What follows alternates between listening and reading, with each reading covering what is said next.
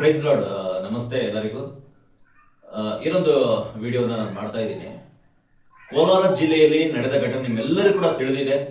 ನಿನ್ನೆಯಿಂದ ಏನು ನಡೆದಿದೆ ಅಂತ ಅಲ್ಲಿರುವ ಎಲ್ಲ ಕೋಲಾರ ಜನತೆಗೆ ತಿಳಿದಿದೆ. ಮಾತ್ರವಲ್ಲ, ನಮ್ಮ ಮೀಡಿಯಾದ ಮೂಲಕ ಇಡೀ ಕರ್ನಾಟಕ ರಾಜ್ಯಕ್ಕೆ ಸುದ್ದಿ ತಲುಪಿದೆ. ಬಹಳಷ್ಟು ಜನ ಕರೆ ಮಾಡ್ತಾ ಇದ್ದಾರೆ.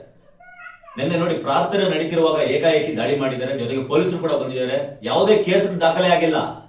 ದಾಖಲೆ ಆಗಿಲ್ಲದೆ ಬಂದ್ರೆ ನಿಮ್ಮ ಮೇಲೆ ಕೇಸ್ ಆಗಿದೆ ಅಂತ ಪೊಲೀಸರು ಕರೀತಾ ಇದ್ದಾರೆ. ಇವ್ರಿಗೆ ಯಾರು ಪರ್ಮಿಷನ್ ಕೊಟ್ಟರು ಅಂತ ಗೊತ್ತಿಲ್ಲ. ಓಕೆ, ಯಾವ ಕೇಸ್ ಆಗಿದೆ ಅಂತ ಗೊತ್ತಿಲ್ಲ. ಹೇಗೆ ಇವ್ರು ಪೊಲೀಸರು ಕರೀತಾ ಇದ್ದಾರೆ ಅಂತ ಗೊತ್ತಿಲ್ಲ. ವಿತೌಟ್ ಕೇಸ್ ಆಗದೆ ಪೊಲೀಸರು ಫಸ್ಟ್ ಅಲ್ಲಿ ಬಂದು ನಿಮ್ಮ ಮೇಲೆ ಕೇಸ್ ಆಗಿದೆ ಬನ್ನಿ ಅಂತ ಹೇಳಿರೋದು ನಮ್ಮ ವಿಡಿಯೋದಲ್ಲಿ ಅದು ರೆಕಾರ್ಡ್ ಆಗಿದೆ, ಆಲ್ರೆಡಿ ರೆಕಾರ್ಡ್ ಆಗಿದೆ. ಓಕೆ, ಯಾವುದೇ ಪುರಾವೆಗಳಿಲ್ಲದೆ ಹೇಗೆ ಬಂದು ಕರೀತಾ ಇದ್ದಾರೆ ನೋಡಿ. ಒಂದು ಸ್ಟೇಷನ್ಗೆ ಹೋದಾಗ ನಾವು ಕೇಸ್ ಕೊಡುವಾಗ ಕೇಸ್ ತಗೊಳಕ್ಕೆ ಹಿಂದೆ ಮುಂದೆ ಮಾಡ್ತಾರೆ ಪೊಲೀಸ್ ಠಾಣೆಯಲ್ಲಿ ಎಷ್ಟೋ ಕಡೆ. ಇಲ್ಲಿ ಏನೂ ದಾಖಲೆ ಇಲ್ಲದೆ ಹೇಗೆ ಬಂದು ಇವರು ಕೇಸ್ ಆಗದೆ ಯಾವ ರೀತಿ ಕೇಳ್ತಾರೆ? ಬಂದು ಕೇಸ್ ಆಗಿದೆ ಅಂತ ಯಾವ ರೀತಿ ಹೇಳಿದ್ರು? ಅಂತ ಪೊಲೀಸರ ಸಸ್ಪೆಂಡ್ ಮಾಡ್ಬೇಕಲ್ಲಿ ಕೋಲಾರದಲ್ಲಿ. ದಯವಿಟ್ಟು ಅಲ್ಲಿನ ಎಸ್ ಪಿ ರವರು, ಮೇಡಮ್ ರವರು ದಯವಿಟ್ಟು ನಿಮ್ಮ ಗಮನಕ್ಕೆ ತಗೊಂಡು ಈ ಕಾರ್ಯವನ್ನು ನೀವು ಮಾಡ್ಬೇಕು. ನೀವು ಖುದ್ದಾಗಿ ಯಾರು ಇದಕ್ಕೆ ಲೆಟರ್ ಕೊಡ್ಬೇಕಂತ ಇಲ್ಲ. ಮತ್ತೆ ಯಾರು ತಪ್ಪಿತಸ್ಥರಿದ್ದಾರೆ ಸುಮೋಟೋ ಕೇಸ್ ದಾಖಲಾಗಬೇಕು. ನಾವು ಕೇಸ್ ಕೊಡ್ಬೇಕಂತ ಕಾಯುವಂಥದ್ದಲ್ಲ. ನೋಡಿ, ಅಲ್ಲಿ ಇಷ್ಟೆಲ್ಲ ಘಟನೆಗಳು ನಡೆದಿದೆ.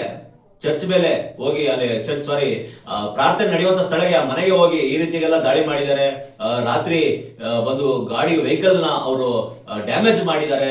ನಂತರ ಆ ಹುಡುಗಿ ಏನಿದ್ರು 12 ವರ್ಷದ ಹುಡುಗಿ, ಅವ್ರ ಮನೆ ಹುಡುಗಿ ಅನಿಲ್ ಕುಮಾರ್ ಅವರ ಹುಡುಗಿ ಶಾಲೆಗೆ ಹೋಗುವಾಗ ಗಾಡಿಯಿಂದ 2 ವೀಲರ್ ಇಂದ ಗುದ್ದು ಕೆಳಗೆ ಬಿದ್ದು, ಓಕೆ, ಎದೆ ಭಾಗದಲ್ಲಿ ಆಗಿರ್ಬೋದು, ಕೈ ಆಗಿರ್ಬೋದು, ಮೊಣಕಾಲಿಗೆಲ್ಲ ಪೆಟ್ಟಾಗಿ ಮೂಳೆ ಮುರಿದಿದೆ.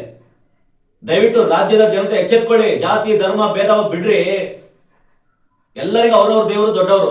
ಇವತ್ತು ಕ್ರೈಸ್ತರು ಅವ್ರ ಪಾಡಿಗೆ ಅವ್ರು ಪ್ರಾರ್ಥನೆ ಮಾಡ್ಕೊಂಡಿದ್ದಾರೆ ಮನೆಯಲ್ಲಿ. ಬೇರೆಯವ್ರ ಮನೇಲಿ ಏನೋ ನೀವು ಬಂದು ಪ್ರಾರ್ಥನೆ ಮಾಡ್ತಾ ಇಲ್ಲ. ಬಿಡಿ ಅವ್ರವ್ರ ಪಾಡಿಗೆ ಪ್ರಾರ್ಥನೆ ಮಾಡೋದಕ್ಕೆ. ಇಂಥ ಇದರಿಂದ ನೋಡಿ, ಆ ಹೆಣ್ಣು ಮಗುಗೆ ತೊಂದರೆ ಆಗಿದೆ. ಎಲ್ಲಿದ್ದೀರಾ ಇವತ್ತು? ಮಹಿಳಾ ಸಂಘಟನೆಗಳನ್ನ ಮಾಡ್ಕೊಂಡು ಚೈಲ್ಡ್ ಕಮಿಷನ್ ಅಂತ ಇಟ್ಕೊಂಡಿದ್ವಿ, ಎಲ್ಲ ಇಟ್ಕೊಂಡಿದ್ವಿ.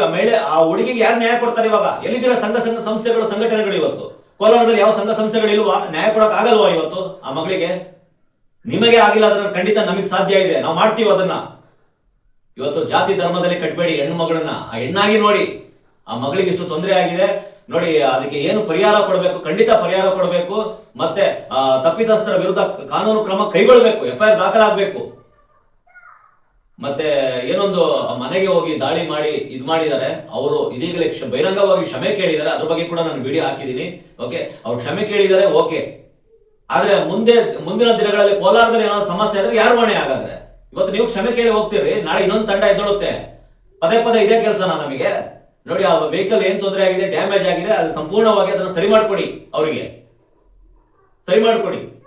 ಮತ್ತೆ ಇಂಥ ತಪ್ಪುಗಳು ಆಗೋದಿಲ್ಲ ಅಂತೇಳಿ ಪೊಲೀಸ್ ಠಾಣೆಯಲ್ಲಿ ಒಂದು ಲಿಖಿತ ರೂಪದಲ್ಲಿ ಕೊಡಿ. ನಾವು ಮಾಡೋದಿಲ್ಲ ಈ ತರ ಅಂತ ಹೇಳಿ ಅಲ್ಲೊಂದು ಸ್ಟೇಟ್ಮೆಂಟ್ ಇರ್ಲಿ ಸ್ಟೇಷನ್ ಅಲ್ಲಿ.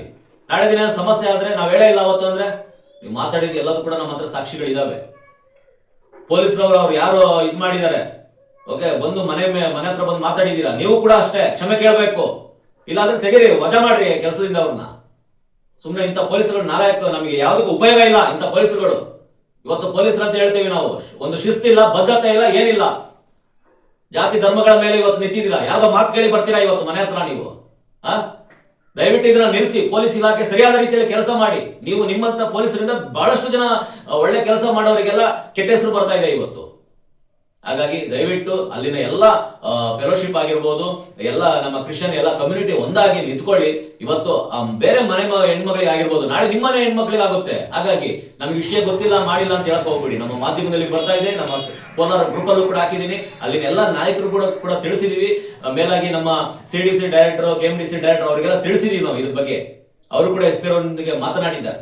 ಹಾಗಾಗಿ ದಯವಿಟ್ಟು ಹೆಚ್ಚಾಗಿ ನಮ್ಮ ಕ್ರೈಸ್ತವ ಒಂದಾಗಿ ಆ ಮಗಳಿಗೆ ನ್ಯಾಯ ಸಿಗಲಿ ಅಂತೇಳಿ ನಾನು ಈ ಮೂಲಕ ಕೇಳ್ತಾ ಇದ್ದೇನೆ. ಧನ್ಯವಾದಗಳು.